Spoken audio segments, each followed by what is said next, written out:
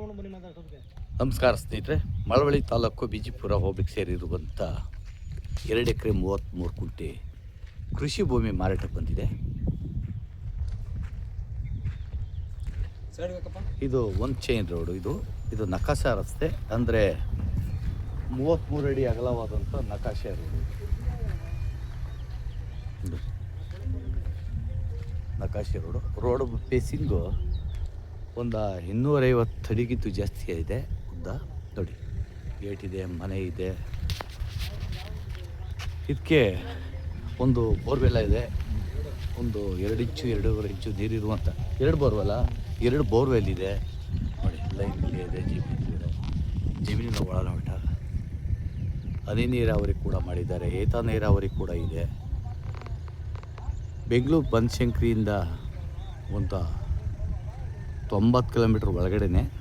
ತುಂಬ ಚೆನ್ನಾಗಿದೆ, ಸಮದಟ್ಟಾಗಿದೆ, ಫಲವತ್ತಾದಂಥ ಕೆಂಪು ಮಣ್ಣಿದೆ. ಲೇಬರ್ ಓನರ್ ಇರೋಕ್ಕೆ ಒಂದು ಚಿಕ್ಕದಾಗ ಒಂದು ಮನೆ ಮಾಡಿದ್ದಾರೆ, ನೋಡ್ತಾ ಇರ್ಬೋದು. General property. ಇದು ಮಳವಳ್ಳಿ ತಾಲೂಕು ಸೇರಿದೆ. ಮಳವಳ್ಳಿ ತಾಲೂಕು ಸೇರಿದೆ.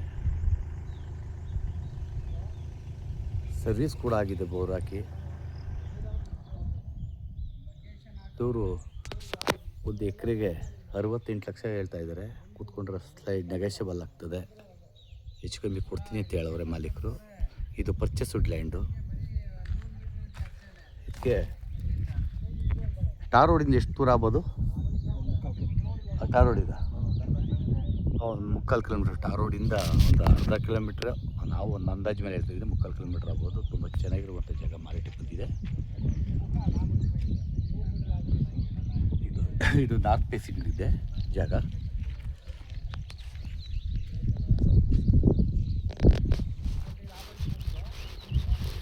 ಸಮದಟ್ಟಾಗಿದೆ ನೋಡಿ ಜಾಗ.